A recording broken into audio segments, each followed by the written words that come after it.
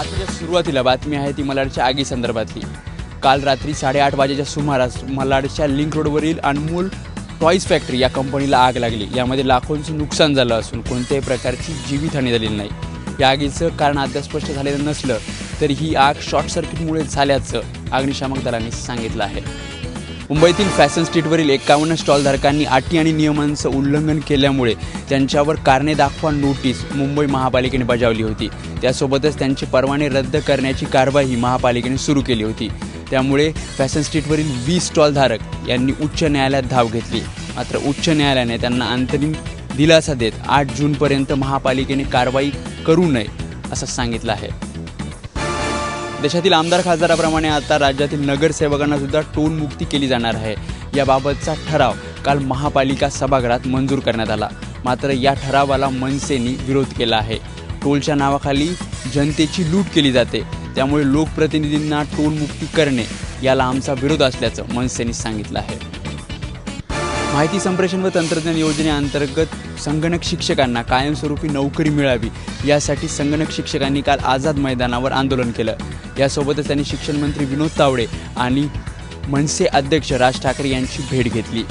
देशातील अन्य राज्यात याबाबत पावले उचलली जात असताना महाराष्ट्रात का पावले उचलली जात नाही असा प्रश्न त्यांनी शिक्षण मंत्री विनोद तावडे यांना केला आहे। ठाणे महापालिका पावसाळ्यापूर्वी अति धोकादायक इमारती खाली करून त्यांच्यावर तोडक कारवाई करण्यात येणाऱ्या इमारतींची संख्या 70च्या घरात आहे। दरम्यान कोणताच पर्याय नसल्याने या इमारतींमध्ये शेकडो कुटुंब जीव मुठीत धरून राहत आहेत। राज्य सरकारच्या आदेशानंतर पालिकेने पावसाळ्यापूर्वी शहरातल्या धोकादायक आणि अति धोकादायक इमारतींचा सर्व्हे पूर्ण केलाय। सर्व्हेच्या आकडेवारीनुसार ठाणे महापालिकेच्या हद्दीत 3693 इमारती ह्या धोकादायक असल्याची माहिती समोर येते। खुद्द शिक्षण मंत्र्यांनी आदेश दिले तरी पुण्यातली महर्षी कर्वे शिक्षण संस्थेची महिलाश्रम शाळा आणि ज्युनियर कॉलेज आपल्या फी वाढीवर ठाम आहे। 5वी ते 7वी विना अनुदानितसाठी 96%, 8वी ते 10वी विना अनुदानितसाठी 81% आणि 5वी ते 10वी अनुदानितसाठी 26% इतकी फी वाढ करणार असल्याचं पत्र संस्थेकडनं शिक्षण शुल्क समितीला देण्यात आलं आणि याबाबत सुनावणीची गरज नाही असं शालेय शिक्षण मंत्री विनोद तावडेंचा हवाला देत म्हटलं। शाळेच्या या मनमानी कारभाराबद्दल आता संताप व्यक्त होतोय।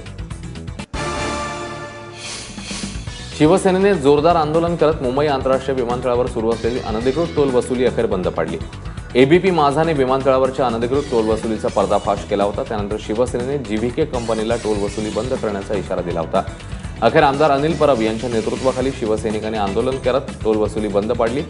जीव्हीकेने पुन्हा टोल वसुली सुरू केली तर त्याचे गंभीर परिणाम भोगावे लागतील असा इशारा शिवसेनेने दिलाय।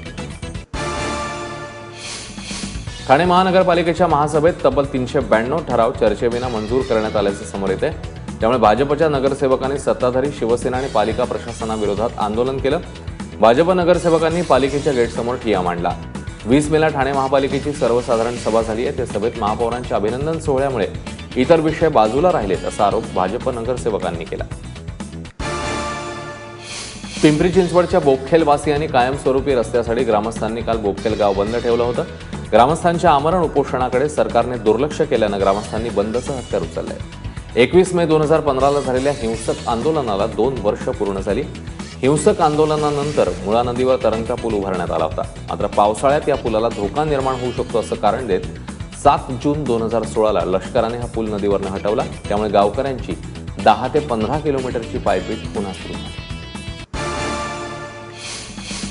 आपल्या जवळच्या व्यक्तीचा मृत्यू ही गोष्ट निश्चितच प्रत्येकासाठी दुर्दैवी असते। मात्र त्या दुःखाचा अवडंबर न करता पुण्याच्या दादाभाऊ पोखरकर यांनी वडिलांच्या मृत्यूनंतर 10व्या दिवशी प्रत्येक व्यक्तीच्या हाती आंब्याची आणि पेरूची रोपं वाटून एक नवा आदर्श घालून दिला। आपल्या वडिलांच्या मृत्यूनंतर त्यांच्या स्मृती जिवंत राहाव्यात यासाठी त्यांनी 1000 रोपांची लागवड केली आहे। मुंबईत पर्यटकांच्या मनोरंजनासाठी चालवण्यात येणाऱ्या घोडागाडी आणि व्हिक्टोरिया चालकांच्या पुनर्वसन योजनेला मंत्रिमंडळ बैठकीमध्ये मान्यता देण्यात आली आहे। न्यायालयाने घोडागाडी बंद करण्याचा निर्णय दिला होता। यानंतर 91 घोडागाडी आणि 130 घोडागाडी चालक बाधित होणार होते, पण आता त्यांना पथविक्रीबाबतच्या निकषांनुसार फेरीवाला परवाना देण्याचा निर्णय झालाय। तसंच 1 लाख रुपयांची आर्थिक मदत करण्यात येणार आहे।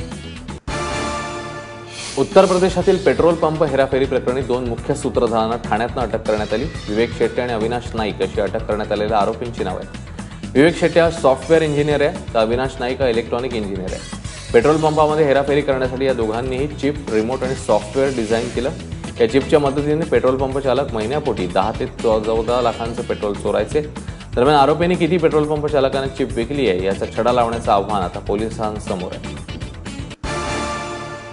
कल्याणच्या रेती बंदरावर ठाण्याच्या जिल्हाधिकाऱ्यांच्या कारवाईनंतर पुन्हा अवैध रेती उपसा सुरू झालाय. महिन्याभरापूर्वीच दुर्गाडी परिसरात जिल्हाधिकारी महेंद्र कल्याणकर यांनी मोठी कारवाई करत हजारो ब्रास रेतीसह 200 बोटी, 150 पंप, 44 क्रेन जप्त केले होते. त्यानंतर रेती बंदरावर चौपाटी विकसित करण्याच्या दृष्टीने इथे झाडंही लावण्यात आली होती. मात्र आता इथे एकही झाड नसून पुन्हा एकदा रेती बंदराला बोटी आणि सक्शन पंपांचा गरडा पडलाय.